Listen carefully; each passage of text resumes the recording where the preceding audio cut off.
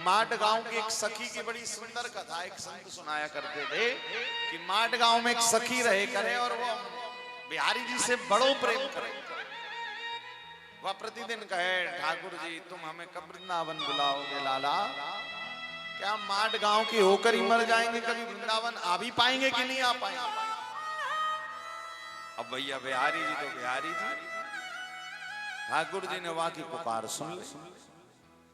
अब वो प्रतिदिन बिहारी जी से कहे, लाला एक काम करो, हमारे माता पिता घर वाले सब कह रहे कि लाली अब विवाह कर ले, तो कन्हैया ऐसी कछु लीला करो कि हमारो ब्याह वृंदावन में कराए। भगवान से प्रार्थना करी, कन्हैया हमारो ब्याह वृंदावन में कराए। तो कन्हैया भी कछु ज्यादा ही रीझ गए वहां पे, और तो कन्हैया ने भी ऐसी की कृपा, ऐसी लीला रची कि सखी के घर पे वृंदावन से ही रिश्तो चले गए महाराज। अब जब रिश्ता गया तो अब सखी को जैसे ही पता चली कि वृंदावन में जाऊंगी तो बर को ना तो देखा ना सुना क्या करता है क्या कमाता है, सखी ने तो सीधे हाँ कर दे, बोले बाबा वृंदावन से रिश्तो आयो, बस हमारी तरफ से तो हाँ है। तो सखी की मैया ने कहा, एक बार लाला देख तो ले। बोले कहा देख लो, वृंदावन को है वो तो बढ़िया ही है। कही ठीक है, अब तेरी इतनी इच्छा है तो ब्याह है। और सखी ब्याह है कि माट गांव से आ गई वृंदावन। अब सखी बड़ी मलूक सी, बड़ी सुंदर, नेक छोटी सी और बड़ी सुंदर सी, ठाकुर जी की भक्ता है। अब वृंदावन आई नहीं कि प्रतिदिन बस एक ही भाव है, कन्हैया तुमने वृंदावन में तो बुला ही लियो, किंतु दर्शन कब कराओगे? वृंदावन में तो बुला ही लियो, बिहारी जी बुलाओगे कब, बुलाओगे कब? अब भाई सोर्स तो भगवान ही है भक्तों के। कहते ना भाई तुम्हारा कोई सोर्स है, कहीं नेता मंत्री से पहचान है, तो भक्त कहता भैया हमारे तो एक ही सोर्स है श्री बिहारी। अरे मेरे तो आधार श्री राधा के चरणारविंद, मेरे तो आधार श्री राधा के चरणारविंद, मेरे तो आधार श्री राधा के चरणारविंद, मेरे तो आधार श्री राधा के चरण, श्री राधा के चरणारविंद, श्री राधा के चरणारविंद, राधा के चरणारविंद, राधा के चरणारविंद, श्याम के चरणारविंद, राधा के चरणारविंद, राधा के चरणारविंद,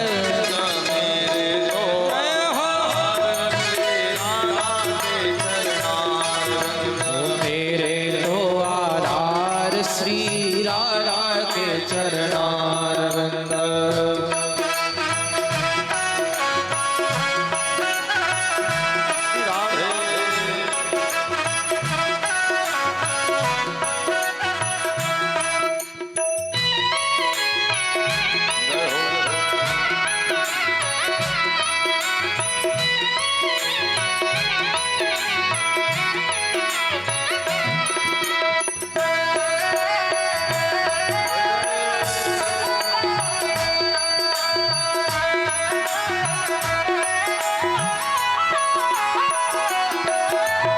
श्याम के चरणारविंद, राधा के चरणारविंद, श्याम के चरणारविंद, राधा के चरणारविंद, ओ श्यामा के चरणारविंद, राधा के चरणारविंद, श्यामा के चरणारविंद, राधा के चरणारविंद, मेरे तो आधार सीताराम के चरणारविंद, मेरे तो आधार श्री राधा के चरणार, ओ मेरे तो आधार श्री राधा जी के चरणारविंद, मेरे तो आधार श्री राधा जी के चरणारविंद।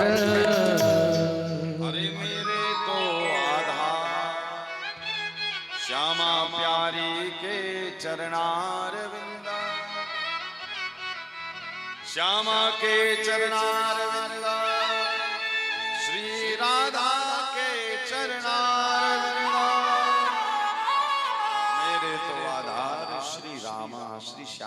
चरणारविंद। तो भक्तों का सबसे बड़ा सोर्स क्या है? भक्तों का सबसे बड़ा सोर्स है श्री किशोरी जू। हनुमान जी महाराज से एक बार पूछा गया कि हनुमान जी महाराज आप इतने बड़े समुद्र को कैसे लांग गए? सोए जन जब सीता की खोज करने गए, तो हनुमान जी महाराज ने कहा भैया हमारे पास कुछ और तो है नहीं, हम जाति के बानर हैं, बंदर हैं, तुच्छ हैं।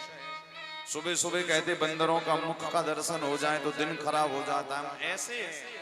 किंतु उसके बाद भी हम समुद्र लांग गए, उसके ऊपर केवल और केवल हमारी अपना कोई हेतु नहीं, तो फिर कैसे लांगे?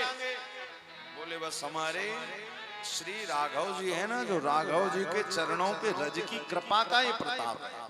भगवान के भी चरण नहीं, भगवान की चरणों की रज का ये प्रताप। अच्छा, इतने बड़े बड़े दैत्यों को मार दिया, सिंहिका को मार दिया, सुरसा को आपने पेट में अंदर गए बाहर निकाला है, त्रिकूट पर्वत पर काल को भी मात देकर लंकनी को मारकर आप लंका में चले गए। कैसे गए?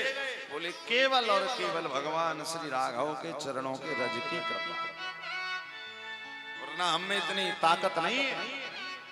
जब गए तो राम नाम की मुद्रिका लेकर गए, राम नाम की मुद्रिका ने पहुंचा दिया और मां जानकी के बाजूबंद ने पहुंचा दिया राम जी के पास। दोनों जमार हमारे पास एक सोर्स था, एक आधार था, और वो आधार था भगवान का नाम।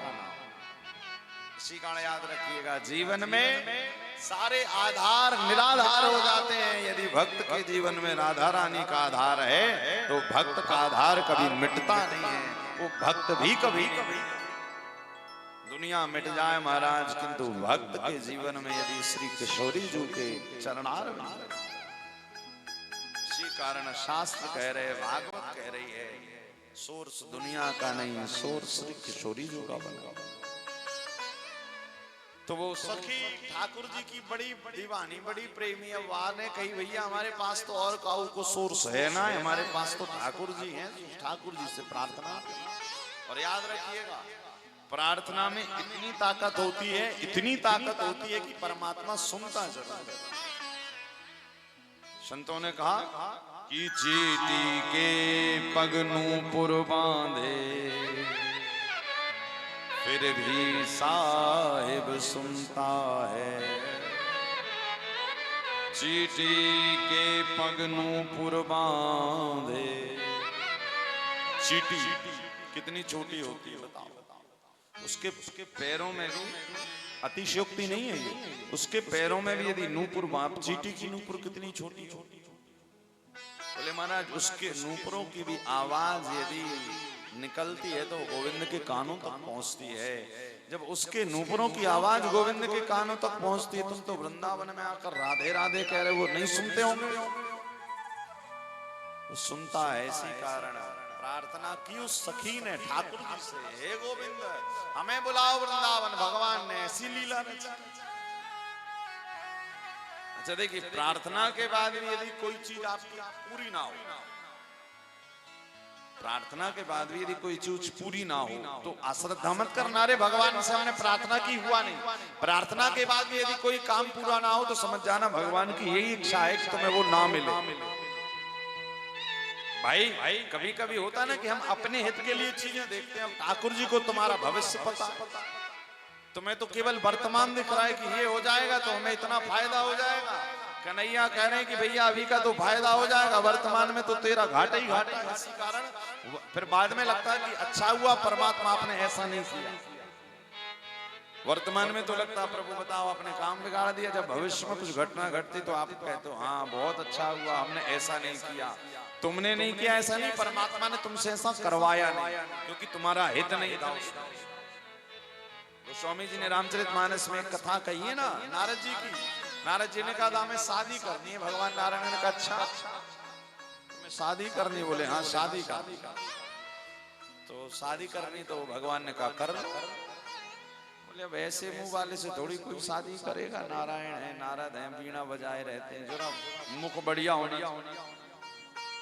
तो नारायण भगवान ने कहा तो हम क्या करें? बोले अपना मुंह दे दो तब हम जाएं विवाह करने। नारायण ने कहा ये तो बड़ी गड़बड़ हो गई, हमारे मुंह से गई शादी कुछ और शादी के बाद कुछ और। कहते हैं ना आजकल बड़े कॉस्मेटिक्स का जमाना है, रातों रात लोग साधारण से परी बन जाते हैं। शादी विवाह में देखो सास को खूब बड़ाई करते हैं लोग, पूरी परी लाई। अब सास कहती है तो हमें ही पता है कि परी है कि क्या है।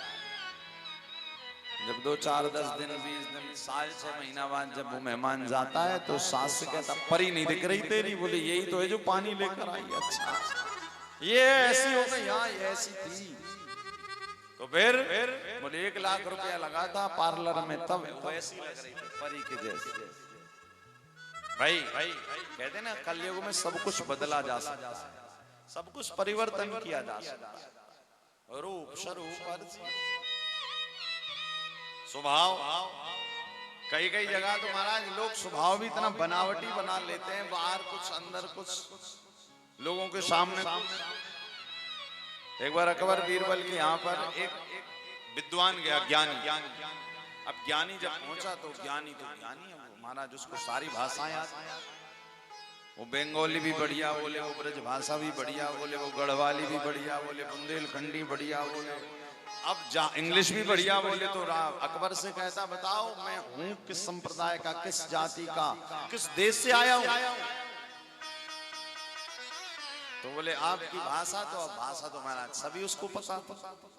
उसने प्रश्न किया, अब अकबर ने कहा कैसे पहचाना जाए कि ये कहाँ का है, कैसा है, कौन है। बीरबल को बुलाया, बोले आप पता लगा सकते हो? बोले इसको बोलो कि 1 रात हमारे राज्य में रुक जाए, फिर हम पता लगाएंगे। कहा ठीक है। उसको रोका गया। रात्रि जब वो सोया तो बीरबल ने कहा, सोचा कैसे, तो एक खिड़की बनी, उस खिड़की में एक बिल्ली थी। जब वो गहरी नींद में गया, खर्राटे लेने लगा तो बिल्ली को उसके ऊपर कूदा दिया। अब बिल्ली कूदी उस व्यक्ति के ऊपर, तो भाई रात में 2 बजे नींद लगी है, गुस्सा तो आएगा ही। और गुस्सा जब व्यक्ति को आएगा तो भले वो कहीं का हो, कैसी भी भाषा बोलता हो, किंतु गुस्सा वो अपनी भाषा में करेगा। जब वो अपशब्द कहेगा तो अपनी भाषा में कहेगा। अब जैसे उसके ऊपर कुदाया तो उसने बंगाली में गाली बकी। बीरबल ने कहा बंगाली। सुबह उठा, बोले बताओ पता चला कौन है? बीरबल ने कहा तुम बंगाली। उसने कहा गजब, इसने तो पता लगा। बोले कैसे लगाया? बोले रात को बिल्ली आई थी। हाँ आई थी। तुमने गिराई थी? हाँ, और नहीं तुम्हें इसी कारण तो रोका था रात। कहा बंगाली। तो व्यक्ति भाषा भी बनावटी कर सकता है, स्वरूप भी बनावटी कर सकता है, स्वभाव भी बना लेता है ना। कई बार कोट टाई पैंट पहन कर लोग, जब तक अज्ञानी व्यक्ति भी यदि कोट टाई पैंट पहन ले, एकदम वेल स्मार्ट लगे और कहे भैया, तो लोग उसके रूप को ही देखकर अरे। और अज्ञानी है तो जब वो बोलेगा तो पता रहे महाराज ऐसे ही जाने। इसी कारण लिखा हुआ है हर चीज परिवर्तित की जा सकती है, हर चीज बदली जा सकती है, किंतु भक्त कौन है? इसके जीवन में बदलाव तो है, किंतु वो बदलाव सार्थक सात्विक है। भक्त भी कभी कभी आपने देखे ना, उनको भागवत में कथा आती है, बकासुर भक्त की, बगुला बनकर गया था। भगवान ने कहा मुझे सब प्रिय हैं, किंतु ऐसे भगत प्रिय नहीं। तो वो नेक सी सखी छोटी सी ठाकुर जी से प्रार्थना करी, भगवान ने स्वीकार कर ली और वहां को विवाह है गो वृंदावन। आए गई वृंदावन, माट गांव की सखी आए गई श्री धाम वृंदावन। अब वृंदावन आई सो कन्हैया से रोज कहे लाला वृंदावन तो बुला लिया, अपना दर्शन करने का बुलाओ। तो भगवान ने कहा करते हैं लीला उसकी, भाई उसकी भी लीला होगी। अब लीला होते होते होते होती जरूर है, तो जो तुम्हारे हित में होता वो होता जरूर। तो जब जैसे हम कथा बता रहे थे नारायण भगवान की, नारद जी ने मुंह मांगा, भगवान ने दे दिया, किंतु दूसरे बार नारद जी ने ये भी मांग लिया कि प्रभु जिसमें हमारा हित हो वही कर, जिसमें हमारा हित हो। वो स्वामी जी ने वहां चौपाई भी लिखी है कि जेहि विधि होए नाथ हित मोरा, करऊं सुबेग दास में तोरा। इसी कारण ठाकुर जी से प्रतिदिन ये नहीं मांगना कि प्रभु ये दे दो, वो दे दो, ऐसा कर दो, वैसा कर दो। केवल एक बात कहना है कि जेहि विधि होए नाथ हित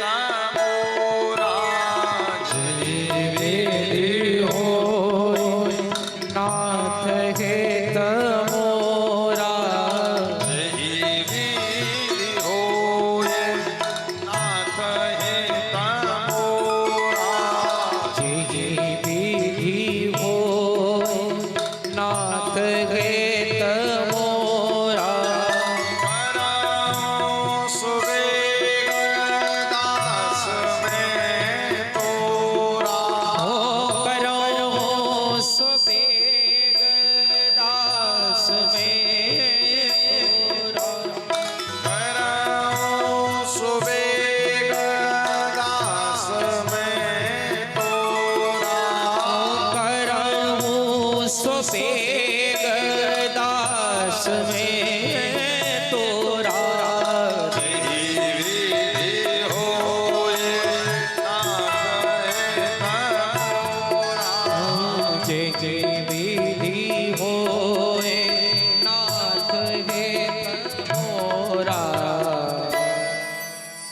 नारद जी ने भगवान नारायण से पहले तो नारायण मुख मांगा, भगवान ने दे दिया कि जाओ, अच्छा फेस मिल गया तो शादी तो हो ही जाएगी। नारायण भगवान ने कहा कोई रोकेगा ही नहीं भाई, हमारा मुंह लेकर जा रहे। तो नारद जी को मांग कर और सीधे चले जाना था। फिर लौट कर पता नहीं आधी दूर से आए और कहते प्रभु जिसमें हमारा है तो वही कर्म।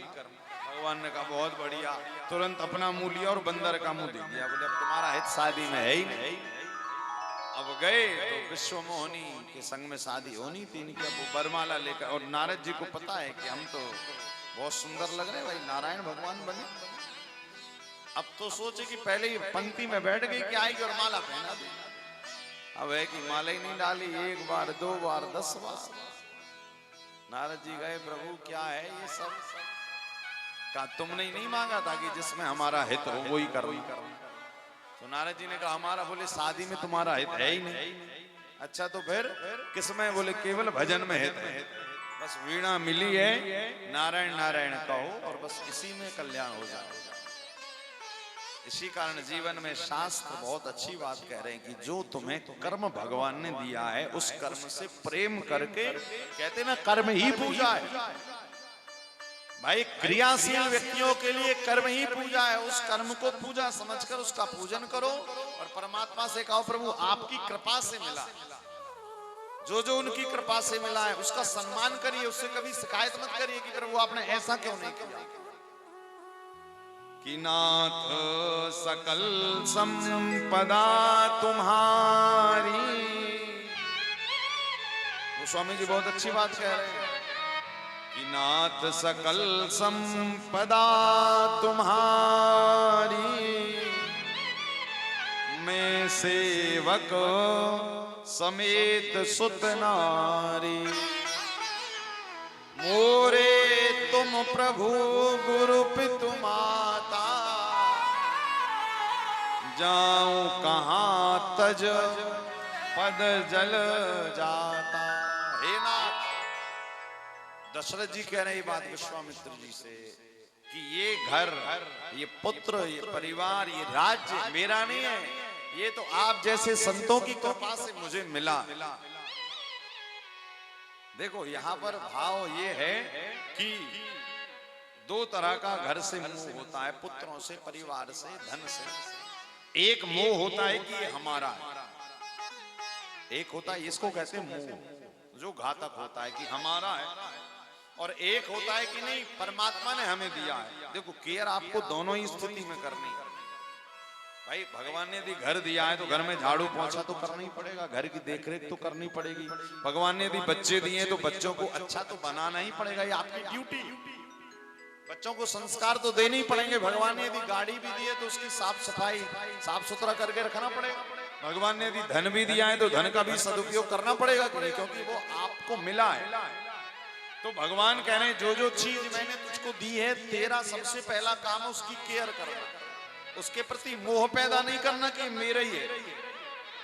इसी कारण यहाँ दो भाव हैं, एक है कि मोह के द्वारा उसकी सेवा करो, और दूसरी इस भाव से करो कि नहीं भगवान ने हमें दिया है तो हमें ये अच्छे से करना है।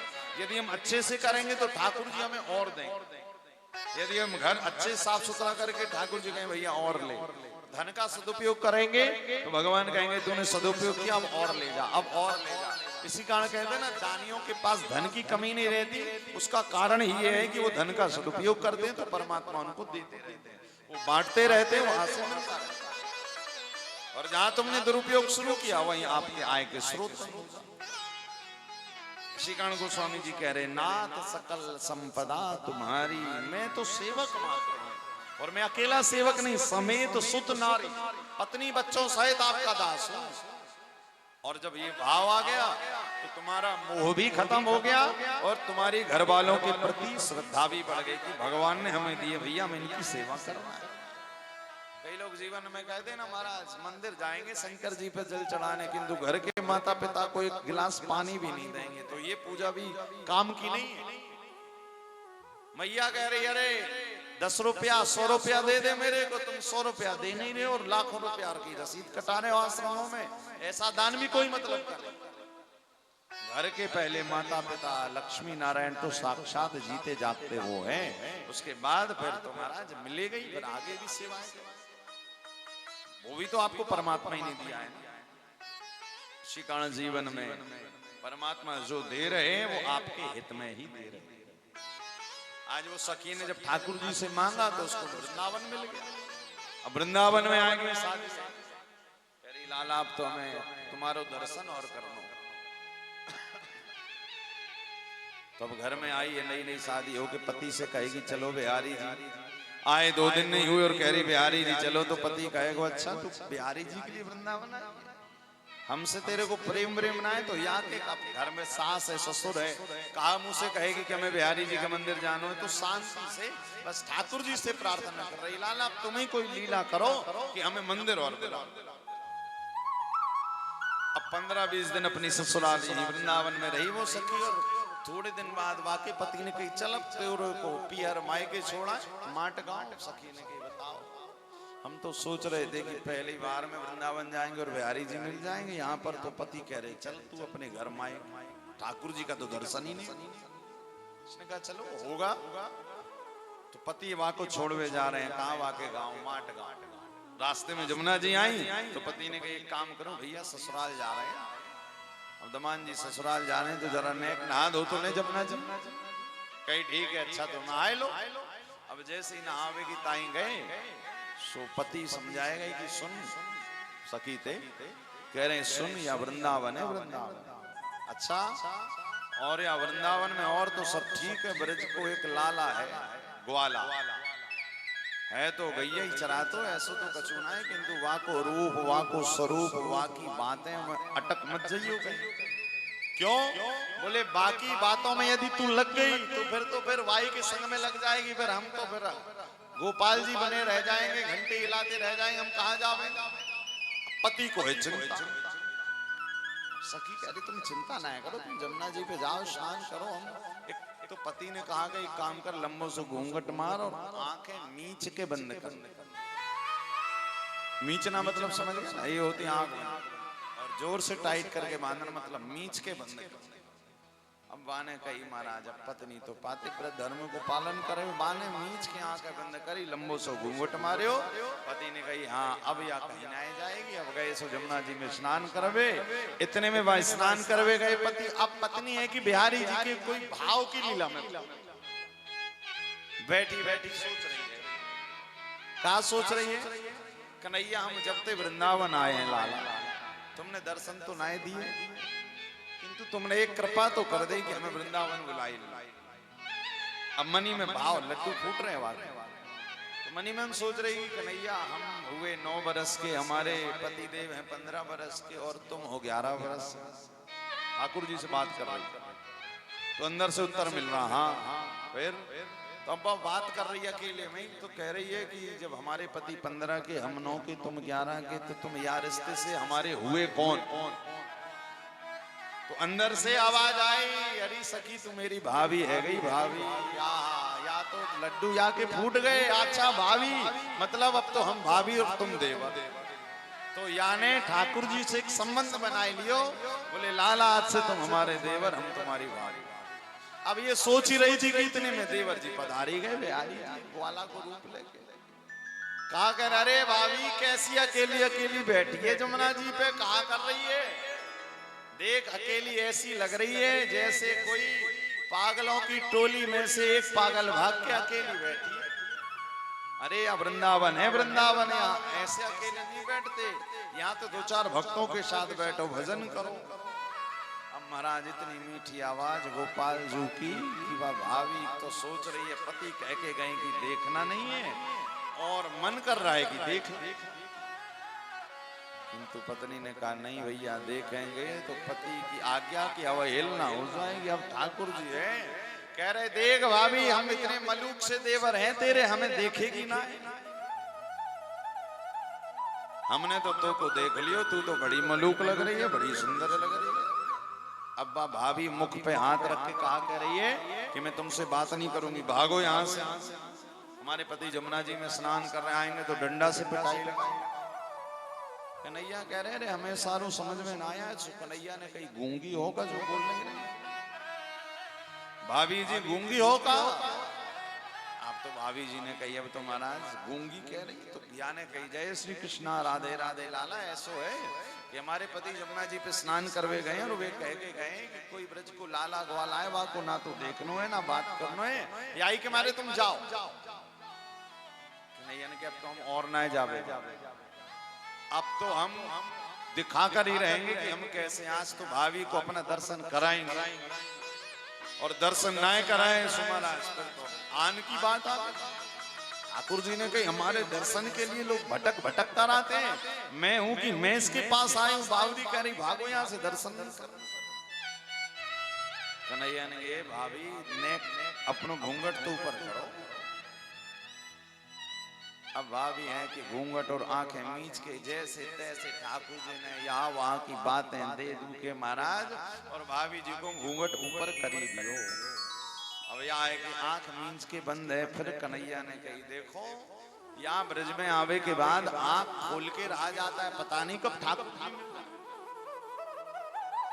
तो उसने कहा क्या किया जाए, इतना प्यारा लाला है, इतनी जिद कर रहा है, मन में क्रोध भी आ रहा, बताओ इतना जिद कर रहा है, इतना कर रहा है, आसपास डंडा भी देखूं तो कैसे देखूं, आंख तो बंद है। तो उसने कहा चलो डंडे के माध्यम से भाव सही सही आंख खोल लेती हूं, पहले डंडा देखा। अब कन्हैया तो यहाँ वहां डोल रहे बंदर की ताई की, जहां खोलेगी वही हम दिखाई पड़ जाए। भगवान का ये भाव। जैसे ही सखी ने आंख खोली कि अभी देखती हूँ डंडा कहाँ है, जैसे ही डंडा के लिए देखी तो ठाकुर जी के चरणों में नजर गई। जब चरण से देखे, चरण से कमर तक, कमर से लेकर और जैसे ही बिहारी जी का मुखमंडल देखा उस सखी के आंखों से आंसू बहने लगे। इतना सुंदर लाला ये कौन है। फिर भी कह रही भागो हमारे पति आवे वाले। इसके मन में आया 2 मिनट के लिए कि कहीं यही कृष्ण तो नहीं है। मन में आ रहे नहीं, साधारण लाला है, मैं खामोखा इस पर आसक्त हो रही हूँ, आकर्षित, भगाया उसको। इतने में पति आए गए, पत्नी से कह रहे हैं काऊ ने परेशान हो रहे, एक लाला आयो और वहां की टाइमिंग देखो, जब तुम गए तब आयो और जब तुम बाहर आ गए सो भाग गए। अच्छा पति ने कही हमारे रहते तुम्हें कोई देख गया, तुमने किसी को देख लिया? घूंगा हाँ, बहुत बहुत जिद करवे वालो लाला, बहुत ही नटखट। पति ने कही अब कभी वृंदावन में मिले तो बताइयो ना, हम फिर बात की खबर लेते हैं। कही बिल्कुल बिल्कुल। अब सखी गई अपने पीहर माए के, 10-15 दिन वहां रही, फिर आ गई वृंदावन। अब एक दिन आई अक्षय तृतीया, सो पति नहीं कही चल आज तो ठाकुर जी के चरण दर्शन है, आज तो वो चरण दर्शन कराए लाऊं। या ने कही वाह जय हो बिहारी जी, हम तो केवल तुमसे प्रार्थना करते रहे, कुछ किसी से कहने की जरूरत नहीं। जीवन में एक बात याद रखिएगा, जो आपको प्राप्त करना है वो प्रार्थना से प्राप्त होगा। दुनिया के सामने ढिंडोरा मत पीजिए, कभी इससे कहो, कभी उससे कहो, कभी उससे कहो। बस एक बार श्री किशोरी जी से कह दो, हे किशोरी जी, वो अलवेली सरकार है, वो राधा रानी है, वो सहज भाव में। ब्रज में तो कहा जाता है कि तुम झूठे भी कहोगे ना तो वो सही मानकर उसको देने के लिए तैयार हो जाओ। झूठा भी राधा राधा कहते हो ना, तो किशोरी जी उसको सही समझ लेती।